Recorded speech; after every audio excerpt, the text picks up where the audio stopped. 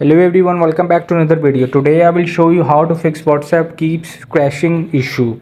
So what you will have to gonna do of to get rid of this solution. So you will have to just open the WhatsApp and you will have to go back. Firstly, you will have to just go to your settings, open the app management. You can open the app management and you have to just click to the app list and you will have to search for your WhatsApp. Scroll down to find your WhatsApp app. You will have to just open it, and what you have to gonna do, you will just have to click to storage usage and you have to clear cache. Make sure you will not have to clear not data, only you have to clear cache for fix bugging. So you will also just open the Play Store and search for WhatsApp and check the your WhatsApp app is keep up to date of the latest version or not. So I updated of the latest version.